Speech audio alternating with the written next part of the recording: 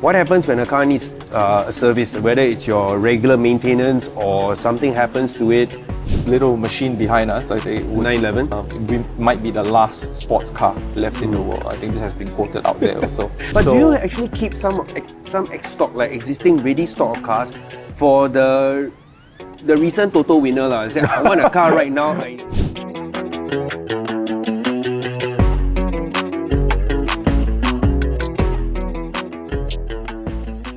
Hello, I'm Lee Nian Tjoe and you are with COE Watch. Today we are recording this in Guoco Midtown. It's actually the Porsche Studio, which is located at Beach Road. So normally when we come to car dealerships, we talk about being at Linky Road or at Ubi, and here we are in the middle of town. And to tell us a little bit more about what we're doing when it comes to car retail, as well as what is happening with the brand Porsche, I have with me Mr Brendan Mok. He's the head of PR and communications at Porsche Asia Pacific and also for Singapore. Hello, Brendan. Hi, Nian Tjoe, and it's a great pleasure to be here. I've always loved podcasts, so I'm very excited to be on my first. Yes, at this point I should plug that this podcast thing we're doing is also now on video. So we actually have a YouTube channel that's going up. So we're gonna hear it and see our faces. Oh, okay. So then I always thought I had a face for radio, but now and on video. I have a voice for pictures. So to start off, let's get to business. There are a couple of ways to get a car for a consumer in Singapore, right? Typically, I know that you can buy it from an authorized distributor or a dealer, as we call them, as well as from a apparel importer. Mm-hmm. And here we seem to be like the third way, right? Can you tell us a little bit more about how this business go about? Yeah, sure. So essentially, if you were in the market for a car, you could buy a car in, let's say, like you mentioned, several ways. The first way is from an authorized distributor.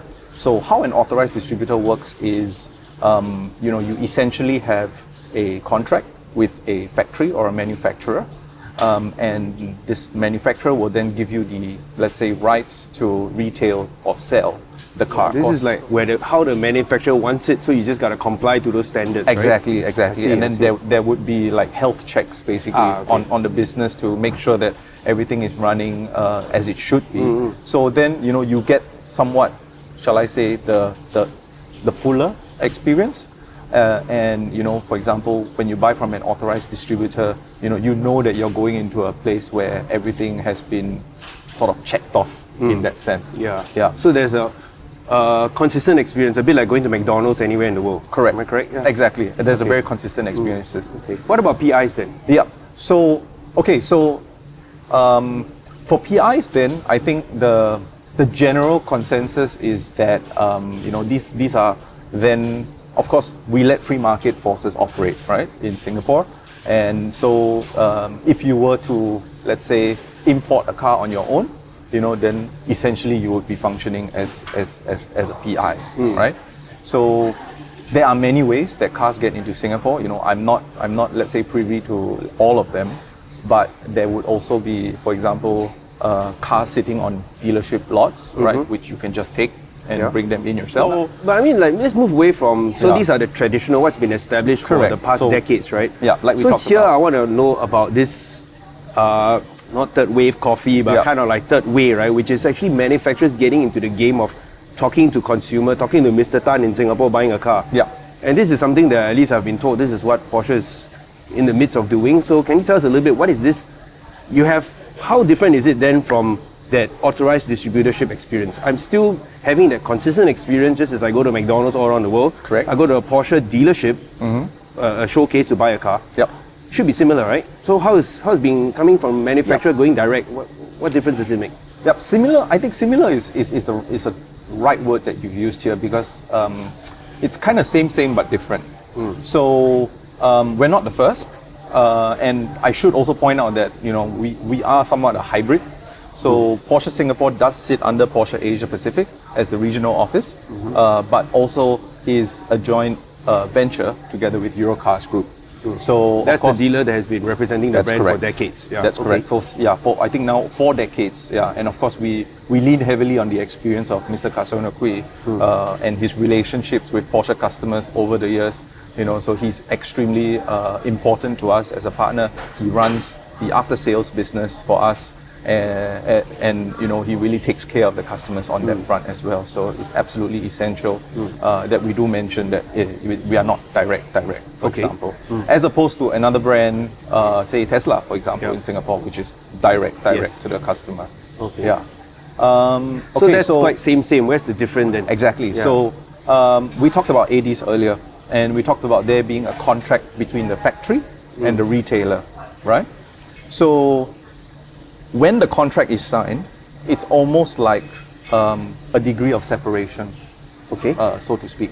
Yeah, because legally, right, we are with ABC Motors Private Limited here in Singapore, right, and the customer would then deal with ABC Motors Private Limited, for example.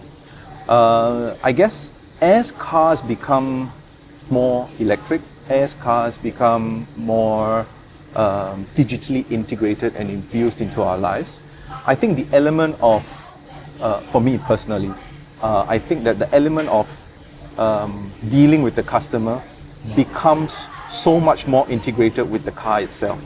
So stepping into a car, for example, your preferences are loaded. So for example, that car could then talk to the service center at the dealership, and the service center could then say, hey, it's time for these upgrades, so and so, would you like to also include several new features, for example, that can be loaded over the air? So as cars become, hypothetically, as cars become more and more digitally infused, I think that degree of separation really might not be as easy to achieve in terms of creating a really seamless and intuitive experience for the owner. That legal separation that I talked about there. But how so? I mean, like you're still, if this was the traditional authorized dealership, you get in a car and then these cars are all digitally connected and all that. Correct. If the car prompts me to buy something and I say, okay, now I don't know, I want more power, right? Electric cars, you get more power. I want more power, and I say a few keystrokes, credit card details later, check out. Car got more power. So in that regard, I'm having a connection right with the manufacturer already. Correct. So whether there's a degree of separation or not. I think we should also look at it from the point of view that maybe we are in a little bit of a special case in Singapore because many retailers also only are responsible for one car. But if you look at the global scheme of things, one dealer group can sometimes be responsible for several brands. Multi-brand, okay. And therein lies also their responsibility as a dealer, to, for example, like further the growth and prospects for all their brands, for example, as opposed to one brand. Whereas if we want to create a seamless and very intuitive experience for our customer, we want that to be, let's say, our brand ecosystem, and the only way to create that is really to have that kind of access to those multiple touch points that we will eventually find with our customer. But I hear this is for interest of course, the manufacturer side, because then you get this solid, perfect control, as it were. Yes, you have a joint partner here in Singapore, but you got control. I know exactly these 10 customers, their behaviors, their likes, their dislikes, and so on. But as a consumer, assuming that I'm in, by many lottery wins later, I'm qualified as a customer, I think I would enjoy being able to for the dealer to cross-sell, like I want a sports car from this brand that you represent, an MPV from someone else and all that. Actually, for the consumer, I'm in that sense not worse off by having a authorized dealer. Yeah, I mean that's one point of view that many cars have many different personalities from different brands, and I can absolutely see that. But I think when you come from the perspective of a certain brand, right? Of course, the goal is to keep buying the cars. You start from an entry-level model. Maybe you go into a more sporty model later. Maybe you have two cars. So of course there are sort of different pros and cons for each point of view, and I can totally see why if you had a dealer group, distributing multiple brands, you can sort of put them into the different brands for the different purposes. Depending on what the offer might be, of course. But to create that, like I said, to create that really seamless and intuitive luxury experience for one brand, the best, let's say, approach might be to like you mentioned, to have that full access to all the touch points of the customer. Okay, so on this multiple touch point thing, right? Because one of those things that, well, personally I enjoy playing around is the online configurators, and I think Porsche probably is one of the most elaborate. I mean, you could lose an entire lunchtime configuring your perfect car. Yeah. Right? And then after that, come check out and go, okay, maybe I can't afford it, but I mean, it's a pastime. Yeah. How popular is that, and how does that fit on this online configuration where you can spec my perfect 911 must come with this blue and with these wheels and look something like this and all that, but I want it with the stitching and my mom's name on the brake caliper. Yep. You know, the sort of configuration. How does that fit in your whole experience from your perspective as a brand, in terms of, to me as a consumer and many fans out there? Yep. I think the whole idea of personalization and individualization has been really sort of built into the brand from day one. Okay, maybe not day one, but like it has always been very close to the roots of the Porsche brand. So for those of us who are listening in, I mean, we're sitting in front of a GT3 Touring, 992 generation, gentian blue, silver rims, beautiful red seat belts, you know, all these little details that can be personalized form part of, I would say, the Porsche mythicism behind the brand in a sense. And you know, it really depends whether you drink the Kool-Aid or not, but you know, I regard myself as a fan personally, even before I joined the company. And for me, like you mentioned, spending those hours behind the screen of the configurator, you know, putting all the paint to sample colors, changing the wheel designs and such, I would say. So what's the spike like in terms of like clicks and all that? Yeah, so let's say on the launch of on the day that we announce a new model, let's say the 911 ST, we will literally see hundreds of thousands of people log into the car configurator and, you know, proceed to create their own. I'm one of them as well. Okay. You might have been one of them as well. No. What a waste. What about Singapore specifically? Let's like really nut it down to here we are in Singapore. What kind of numbers are we looking at in terms of the number of fanatics, real customers, wannabe customers, potential lottery winners? So how many? Yeah, in numbers in the 50,000s or so. Yeah. On 50,000 in a month? In a quarter. In a quarter. So in 3 months, 50,000. Yeah, correct. Yeah. So can you see from those configurations, what is that? Oftentimes, like these automotive traders, like car people, tell me about this whole customer journey, this whole funneling. What is the funnel like from 50,000? I know a lot of it will be fans and wannabes. Where are we at in terms of conversions? I mean, they don't close a sale online, right? No, absolutely. So I think further to the touch points topic that we talked about earlier, I think buying cars is absolutely a tactile experience. In Singapore, we have just the one place, which is the Porsche Studio here at Bugis. And this is where you then can potentially begin part 2 of your car buying experience with us. So we would normally, you know, address your requests, you know, whether you're here to test drive the car, inquire more, maybe you want to find out about the leather options, or, you know, whether you want Alcantara in the roof or not, for example, right? Started digital, now physical. So I think for us, again, speaking to that, that somewhat, you know, the idea of access and touch points, it's that ability to be multifocal, the ability to be, you know, to be able to talk to you and to reach you no matter where the location is. So here that comes with the closeness of that contact with the customers. And I assume that, I mean, there are people that will be talking to in a facility like this will be like part salespeople to take your money, but also part fan, right? They're kind of like an ambassador to get you more excited. Yeah, exactly. Right? Yeah. Because I mean, I noticed this is really very obvious, is that the fact that the Porsche Studio is not like a typical car dealership that we are familiar with. Number one, the location, right? It's not in motor belt of Linky or Ubi. It's also not in the boondocks in some industrial area. That's one. But then, as we go from the digital to physical, now I want to buy the car. Yes, Mr. Mok, on, let's get this deal on the road. And then the order is placed. Where do I collect the car? Yep. Here or So we have a beautiful delivery suite, which we can show you later on level 6 of this building. Okay, so now level 6, I picked up the key. I mean, I've gone through the whole thing. I feel like the king. I drive the car home. Yeah.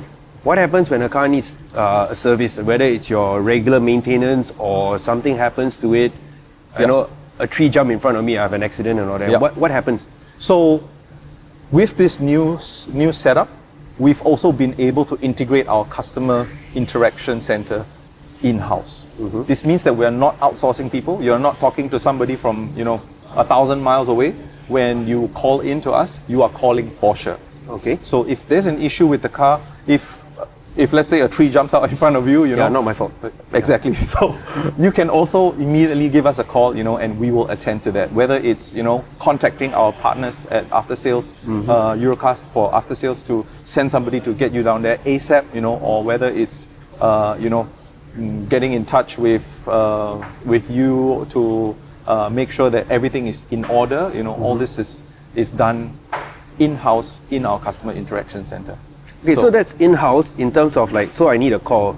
But the person who actually does the job of taking care of my car would be, in that regard, unchanged from the old arrangement, because it is still, in this case, Eurocars is still going to be picking up the car, mending it, or doing the routine maintenance as well, to do whatever come what may, right? And then on that front, it doesn't change. Is there any likelihood there's something that Porsche might take it in-house, or any manufacturer for that matter? Yeah, I mean, not at this point. We're still very much reliant on our partners Eurocars to take care of our customer base from the after-sales front, and they've been doing so for 40 years. Like this, it's absolutely they know the business, they know the customers, and it's absolutely right that they are the ones in charge. But if we come from the business angle, right?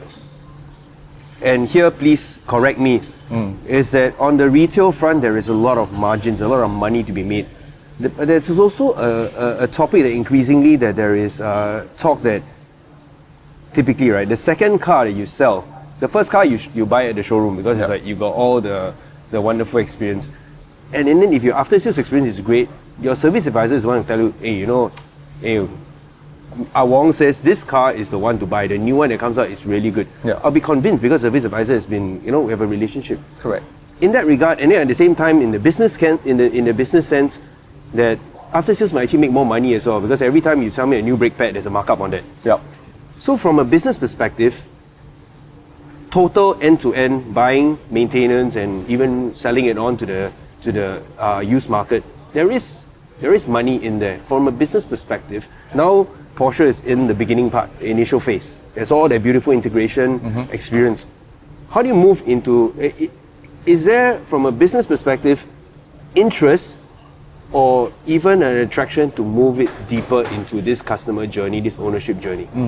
Yeah, I think in general, right, I think Porsche has treated Singapore, I think, with quite special interest, to echo what you have just said. We recently had the world premiere, right, in Singapore for the new Macan, a very important model for Porsche, obviously the volume seller. And then we also opened this fantastic facility, right, the new studio. It's definitely, out there, but of course, respecting our partners who have been with us for 40 years, I think at the moment we still rely on them for after sales. So this relying this contract with Eurocars on the after sales maintenance and so on, that is just as with authorized distributorship, where it is a contract that has a start and a finish and a renewal. What are we looking at for maintenance contracts? Is it, it started of course, but are they like very, very short term ones that's annual, or is it a 5-year, 10 years? What are we looking at normally? Yeah, I think a typical contract, maybe not specific to Eurocars. Typically also, I think every business would do a health check. 2 to 3 years.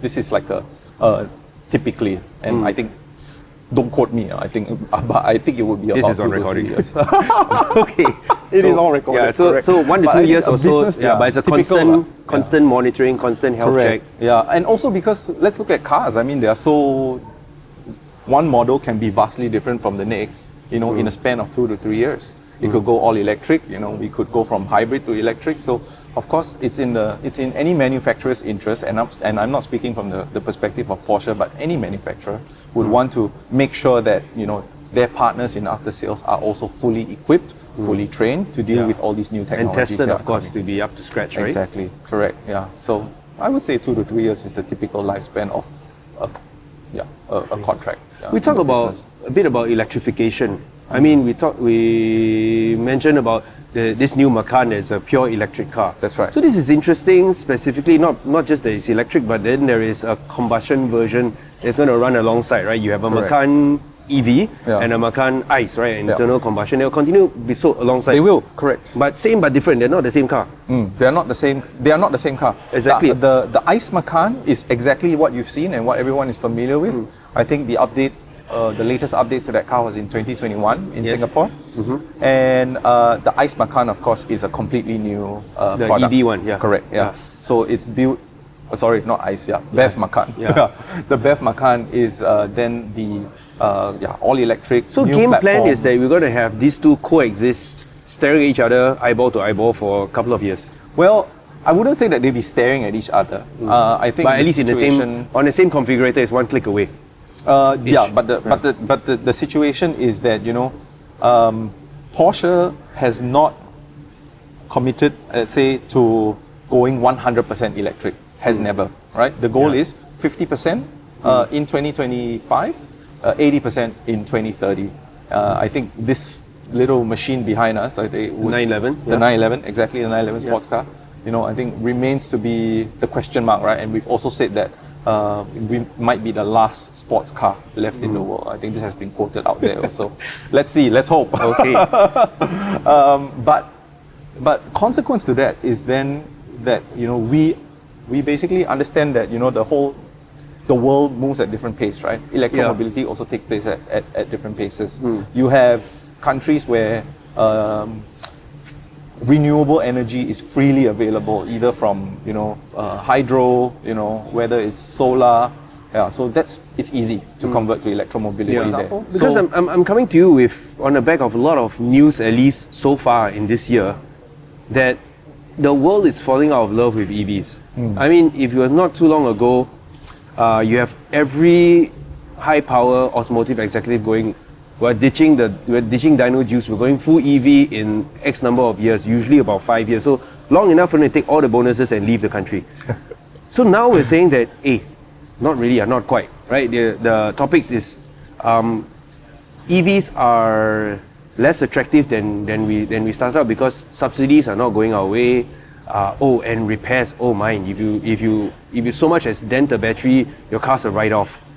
Maybe adoption now, people are not talking about 50% anymore. They're talking about 30%. Don't forget depreciation. Oh yes, of course, because if the car is going to be so fragile, it's going to be there's all this question, Battery not to mention degradation, longevity of the product, and all this new technology keeps leapfrogging over the one before. Correct. So the question then, when you say like in the case of the Macan, this 50%.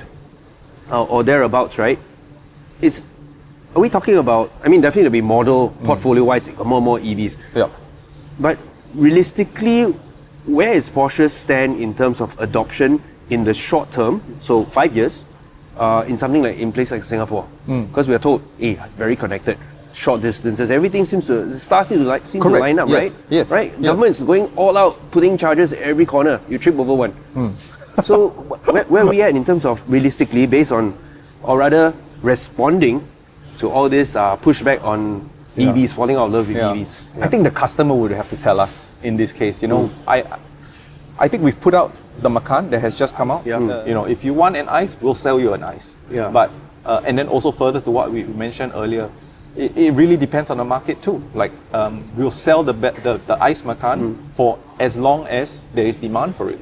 Yeah. And for the rest of the markets that are very quick to adopt, or they have policies that are good, conducive exactly for EV adoption, then of course the BEV Macan comes into play. I think at the end of the day, electromobility is still the goal. So I think we should be clear, right? That 80% goal by 2030 is still going to be very, very much present and there. It's just I think in terms of the response of the customers, and I think also in line with other stakeholders, how we get there. Yeah. Because the Taycan is a couple of years old now. Correct.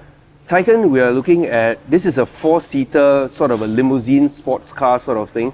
But in terms of volume, you are banging at the doors of a premium, a typical German electric SUV, right? Yeah. Whether it's from your brands like Audis, Mercedes, and BMWs. I know BMW is really on the turbocharge now. Yeah. But the Taycan, I imagine the buying profile of that electric car is going to be very different from your Macan. Yeah, correct. Right? If anything, Porsche today, it's sports car is the halo, but the one that pays the bills are the SUVs, right? What kind of ratios are we looking at? Yeah. So, I mean, even the Taycan, we wouldn't consider, let's say, a sports car because yes. 4 doors, Yeah. right? But let's say 718 and 911. To answer your question, they account for just about slightly above 20% of the total sales in Singapore. So about 1 in 5 About 1 in 5 Porsches cars. sold in Singapore, it's a sports car, or rather 4 in 5 are not sports cars, just 4 in sporty 5. cars. Yeah, but okay, every Every I'm car's compelled to sporty, say yes, you this. say Every that. Porsche is a sports car. Yeah. But of course, I would also stand behind that. Try any of the cars in the Porsche model range, and I think you'll be surprised. Like even going back, let's say the Ice Macan, going up against, let's say, everything and other cars out there, Yeah. right? So, from the I mean, that's well and good in terms of, yes, the desirability, I'm sure, is still blue chip of a sports car brand that makes sports cars, as opposed to a single car household sort of setup, which I imagine a Macan can tick that box. But overall, when it comes to the business of selling cars, Porsche's registration, if you are like right pressing where it hurts, right? 2023, we've seen, which is the first year of this setup, has not been quite outstanding in terms of registration. I mean, we're talking about, if I was looking back 2015, 16, this is a brand from they were hitting past 500 into even 800, and now last year was what, 400 something? Yep. Yeah, so like it doesn't seem like a great report card. But caveat that to say that in the previous years we didn't differentiate between authorized distributor Yes. and PI, right? Yeah. So that number was lumped together. Yes, fair. Yeah. So Okay. then in 2023 was the first time those statistics were then separated. Yes. Authorized distributor and PI. Yeah. So I would say that according to our internal figures, we've held the course. Of course, headwinds, definitely not gonna avoid that. So last year we had record COE. Yeah. We had the ARF. This change. is the tax hike that The tax hurts hike, you correct. on the import value on of the car. purchase of the import value as well Correct. as your residual when you scrap the car. That's right, exactly. Okay. Yeah. So those headwinds did also, I think, were felt across the industry, and so therefore, I mean, there was a little bit of a drop, but overall, I think, and also considering the fact that we were in a temporary space last year, so for the whole of 2023, we were at Guoco Tower, Yep. where we had the Porsche Now pop up. yes. So again, the facilities. Combination of facilities, headwinds, the ongoing residual issues from supply chain. So a multitude of externalities that would then, of course, cause a little bit of a hit when it came to the volumes. But the turnaround is, and the counterpoint to that is, how we started this year, right? We launched this new studio. We had the CEO come down from Germany to attend the opening. We had board members coming, and then we had the Macan World Premiere as well. So already on the back of those two events, we've seen pretty spectacular interest, and I think we are in a good positive way. Okay, I mean, so this is my job to ask the difficult question, Sure. right? So you like to say that you have turned the corner. I mean, for all those, and those are real reasons, right? Especially with the high tax environment, or rather there's gone up literally multiple folds on the cost of a car.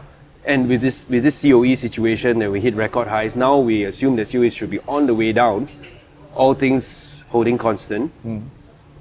But then where will we be if we were to be having this conversation 12 months later on, right? You have your first full year in a very beautiful space. You have your board members that are like well behind this project, this initiative. This is a test market and all that. Where would you be, assuming that COE is going to come down a little bit, customers that are griping about the high taxes are going, okay, I still need a new car. You're going to move that way. That seems to be the direction. Where will we be then? Where will Porsche be in terms of registration? I mean, of course, we all hope that... not one more than last year, right? Yeah, not hopefully more than last year. Yeah. Obviously, that's the goal. You know, but in the end, we just do our best. We try our best.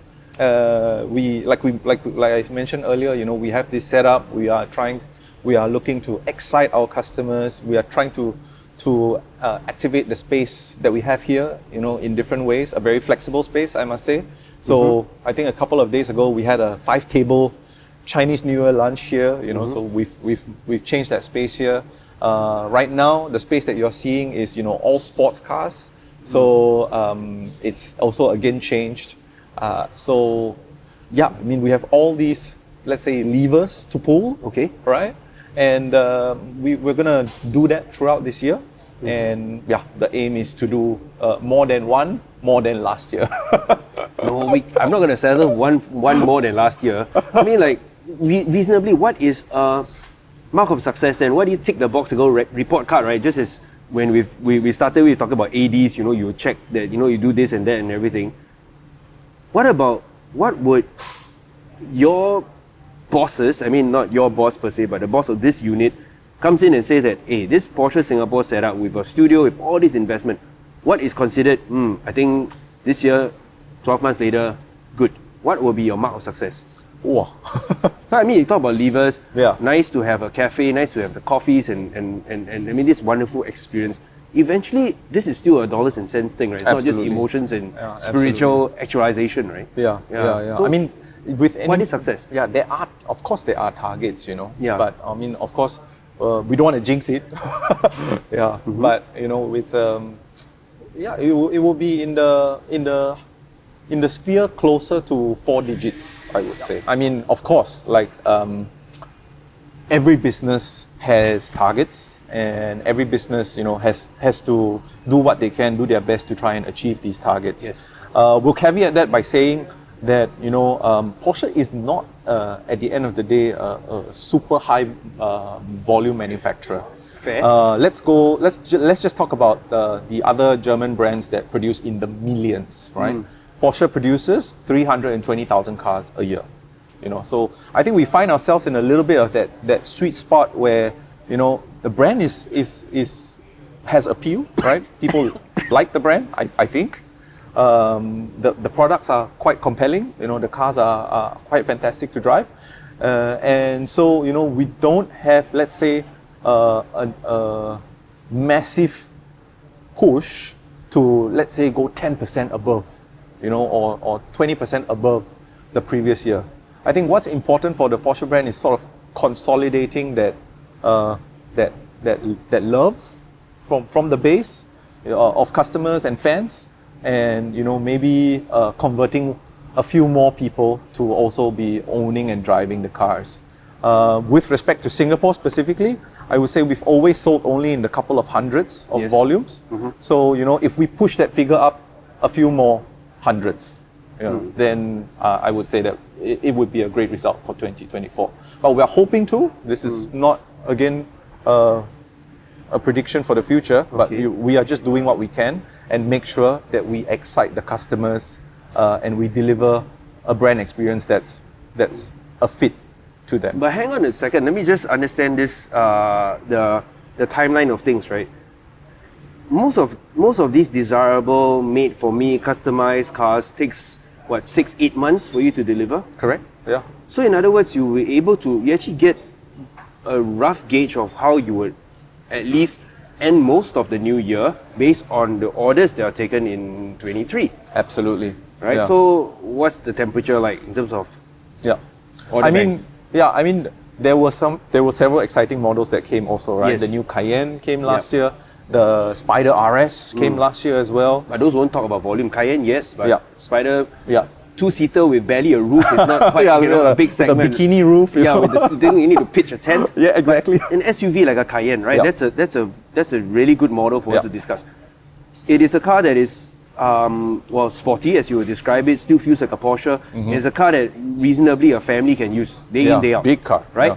And it's a big volume car as well in terms of numbers sold. So what is the Exactly. orders? How has orders been like in the past couple of months that will inform how the brand would do in 2024? Yeah, so we actually get a pretty good temperature sense of, let's say, a market's response to a particular car based on the launch. Yes. Right, and of course, a few steps have happened before that also. You have your Because- pre-orders, right? Yeah, the Yeah. pre-orders when the car was announced to the world. So that was, I believe, in April 2023, and then in October 2023. So roughly 6 months later, which is right on the money for, let's say, the car being produced in Germany, being shipped to Singapore. Takes about 6 months or so Yeah. for us. So we got the initial response from April. We got another sensing in October, and so that's why we know exactly what the order bank, like you mentioned, the order bank and the order status would look like for 2024. So based on this temperature and I also cross-reference to the fact that we've already established that sports cars, the pure sports cars, the mid-engine 718s, rear engine 911s, they take up about 1 in 5. So Cayenne sales have to be significant. And all that is telling us that 2024 we should be able to see a double percentage growth in registration. Because we're looking at, I did a quick glance. 100. Well, 400, Ish. right, 400 something registration from 2023, Porsche, right? I think yeah, it was 448 or thereabouts. So easily doubles. You're talking about how many more cars reasonably from that projection of Yeah, Cayenne? I mean, it would be a reasonable projection, and we could potentially see also from the temperature sensing. Yeah. But of course, many factors come into play here. So it's like we could have a customer that suddenly has a change in circumstance that changes his order but to they can't something all else. have a different. Okay, Yeah. change to something else. So Macan change to a Exactly. Cayenne, They, whatever it is. they love the new Yeah. Macan. They want to change to the new Yeah. Macan, for example. So we don't. Let's say it's not always a situation where, of course, we're very sensitive to their needs and situation. But as well. it is within reason, okay, dropouts aside and change of mind, hopefully still change within the Porsche portfolio, that we can see with a new model of a Cayenne, and this would mean that we should be seeing a full year. 2024 will be the first full year for the Yes, Cayenne. yeah. Macan, let's give it some chance. The electric Yeah, car probably correct. start a little bit later. We should be able to see that bump in registrations for Porsche officially. Yeah, but I mean, I'm not gonna make a projection right now to say we will You're not going to definitely sell like see 700 more or exactly, something, right? no, yeah. But there will be some. I mean, that is what we would like to see. I don't say like to But see, we, but but we don't. But But you we have the don't order know. I mean, banks. I cannot predict the future here. Like if we have a few more than before, it's great news. But again, it's not something that I could predict or we would want to predict even, especially knowing that COE is.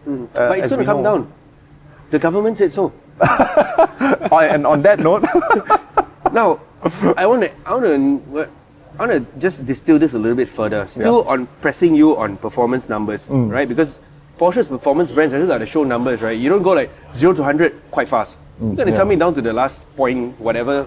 So now, another consideration which we briefly touched on is the fact that registration in Singapore is a mix of authorized, which is now the role that Porsche Singapore takes, and parent imports.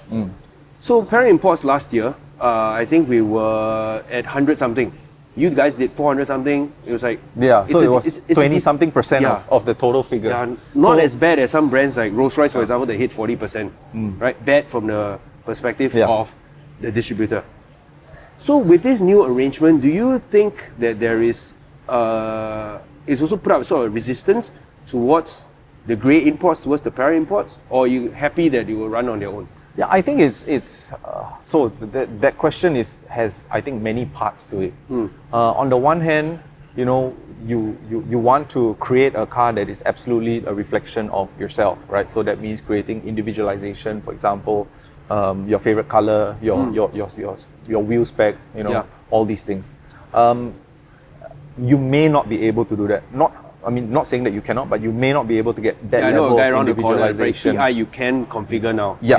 So apparently, if that's possible, then okay, moot point. Then there's also the idea of the experience, right? So even if you're waiting for a car, you have like there are brand events that will invite you to customer dinners, So there's that whole experience, and then we just talked about that waiting time as well. Yes. Sometimes there's a car right there on the lot, you know, versus I need to wait X number of months to receive my car. So I think at the end of the day, the free market forces will do their work, right? Whether it comes to price, waiting time, brand experience. What I will say is that, you know, with any authorized distributor, not just us, right? Yeah. But with any authorized distributor, I think, like you said, checking the boxes, the fuller experience, the after sales care, that qualification, that training that comes into play, you know, you would then sign up for all of that. Yeah. But do you actually keep some X stock, like existing ready stock of cars for the recent Toto winner lah? Say, I want a car right now. Do you keep some of these cars, or every car? It depends on the car. It depends on the car. I will say, like for example, you know, your more, let's say, run-of-the-mill cars, like you mentioned, Panamera, Cayenne, for example. I won't call them run-of-the-mill, please. Yeah. Yeah, but you will have some of these popular models. Yeah, popular models, volume models we will have. If you wanted a GT3 RS just off the rack, I think slim to no hope. Yeah. So at it really any one depends time, on it the would be model. possible if I mean, let's just fast track this. Skip the configurator. I'm going to come right here and say that I want a basic, if there's such a thing, a basic 911 Carrera 2. You would have. Maybe not in the exact shade of the color that I you want, but correct. roughly, because I'm so urgent, I mean, such dire need, it's possible. Yeah, correct. Yeah. So you have at least you have some stock of 911s, some Macans, Yep, right? some Boxsters, Cayennes, some Boxsters. Caymans. Yeah. So the base sports cars. Yeah. Will you have a the blowout really sale special when you're ones. stuck with them? Sorry? Will you have a blowout warehouse sale when you're stuck with them? No, No that's chance. not gonna. Yeah, I don't think that's ever gonna be in the plan. I think it's in the end, it's, you know, the experience that we want our customers to have with this beautiful new place. Yeah, it'd be a great experience to come in. It says that you're also throwing in a $20,000 discount. I mean, we would rather give you $20,000 in experience. You know, Get out of town. No. Yeah, because that's the the challenge, dream, right? at least. That's the dream. But that is a challenge, right? I mean, in terms of like addressing, on one side, I'm trying to distill this because I can't get a figure, lock you into, you're going to sell 70, 80, 90 Cayennes more than last year. But then there is this other point, which I imagine is a mark of success or performance indicator, is muting, or at least turning down the heat from the PIs. So PIs, you say, oh, you can configure, okay, so that's a moot point, as you said. Ready stock, you have some ready stock, so that helps. Yeah, selected models. Yeah, selected models, but at the same time, PIs, when it talks about, if the measure is number of registered cars from PIs, you should be going for the volume models anyway. Yeah. Right? So then, I'm not so sure whether Where is our edge? Is it? yeah, the edge that you know, I mean, you can say, yes, you have great dinners and great coffees and all that, but Yeah. I mean, not to belittle this, but I think a big point of it, if I'm going to go to a PI who says that their showroom is also pretty posh these days, and you can net what seems like a sizable saving, right? Dollars and cents wise, it's bang for buck. Yeah. That's going to be a tough one for you, right? Yeah, I mean, so like I mentioned, you know, I think free market forces will still be at work, as with any industry and any business. But is there any way from the fact that you are from the manufacturer that you can then call up? So my understanding here is that PIs tend to, obviously for Singapore's context, these cars got to come from the right-hand drive markets. There are not that many right-hand drive markets. We have Japan, we have UK, we have Hong Kong. These are like key markets that are also supplying cars. Any way that you pull something and call your cousins, right? As it were, right? Call a family member, because we start this off. There's the AD, then there's this closer network. So now you have this direct contact to say that you call up the person, the manager in charge of UK markets. Hey Smith, stop letting these cars leave your market and land up in Singapore and fight and take our market. Or Hong Kong, our Wong over there, and whoever the Japanese dude is. I mean, is there a chance that from your position, not your position, but the position of this as office, the organization, this organization, do you have these levers to pull? Yeah. So I think first of all, interesting point that you mentioned, because like you mentioned, it's there are also other shall we say own retail, right, in other parts of the world as well, like including the UK. Yes. So there are places where Porsche directly owns the retailer. Agreeing with you that there are levers to pull to, let's say, make the process stricter. So, for example, even background checks on the seller or the buyer to make sure that this person is buying and using the car in whichever home market As that they are. opposed to him flipping. Exactly. Okay. Yeah. So these are sort of just one example of things that or levers that can be pulled. Look, but in the end, free market forces will do the work. Yeah. So it's not something that we can avoid. All that we can do is to make or try to create an experience that is so good enough or so good that the alternative won't be considered. Yeah. That is the goal. The goal is to just try and make sure that we are creating a wonderful delivery, customer, brand experience, even from not just from the moment that you buy the car, but throughout the ownership process. So after sales, whether it's ownership perks, free charging, for example, at Porsche Destination Charging. This is for the EVs. Yeah, exactly. Okay. Mandarin Oriental, our partnership that we recently announced, so you get spa packages, hotel stays at preferential rates, preferential parking as well.